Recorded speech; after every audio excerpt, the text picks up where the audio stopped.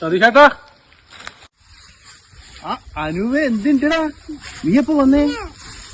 സതീഷേട്ടാ, ഞാൻ വീട്ടിൽ പോയനു കറ്റാലിന്റെ ആവശ്യമുണ്ടായിരുന്നു. നിങ്ങള് പുല്ലിറക്കിനി? ആടാ, ഇന്നലെ പുല്ലിറക്കിനി. ടീജോന്റെ പുല്ല? ടീജോന്റെ പുല്ല് നിങ്ങൾ അങ്ങനെ പറഞ്ഞേ? എടാ, ഓന്റെ പുല്ല് പോലെ കറ്റ, ചെറിയ കറ്റ. ഇത് നമ്മളെ മുനീറിന്റെ ഇറക്കിയാണ്. നീ നോക്കിയാ 1.5 കറ്റയാണ്. ഒരു കറ്റാന്ന് പറഞ്ഞാ ഒരു 3-4 കറ്റന്റെ വലിപ്പമുണ്ട്. ഇങ്ങനെ ഈ കറ്റെല്ലാം വാങ്ങിച്ചിട്ട് ഈ പശുവിന് കൊടുത്തിട്ട് എന്തെങ്കിലും കാര്യമുണ്ടോ? എന്ത് ലാഭടാ? സ്വന്തം ആവശ്യത്തിന് നമുക്ക് കുറച്ച് പാല് കിട്ടും, പിന്നെ ചാണകം കിട്ടും. അല്ല ഈ പശുവിനെ കൊണ്ട് ക്ഷീരകർഷകർക്കൊന്നും വലിയ ലാഭമില്ല. സൊസൈറ്റിയിൽ എന്താ തരുന്നത്?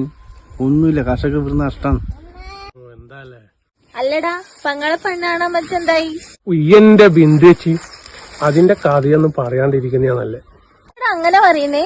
ചെക്കൻ സർക്കാർ ജോലിക്കാരനല്ലേ, പിന്നെ പെണ്ണിനെന്താ കുഴപ്പം? ഒക്കെ നേരെ തന്നെ ബിന്ദേച്ചി. പക്ഷെ ചെക്കൻ ചിരിക്കുമ്പോ മുന്നിന്ന് ഇങ്ങനെ പല്ല് പൊന്തിയിട്ട് പെണ്ണിന് അതൊരു കുറച്ചില് പോലെ. അതുകൊണ്ടാണ് അതിങ്ങനെ ഒരു പെൻഡിങ്ങിലാ ഉള്ളത്. എന്ത് ചെയ്യാനാ? എടാ, അത് ഉറപ്പിച്ചോളാൻ പറ. കല്യാണം കഴിഞ്ഞ് ചിരിയൊന്നും ഉണ്ടാവില്ല.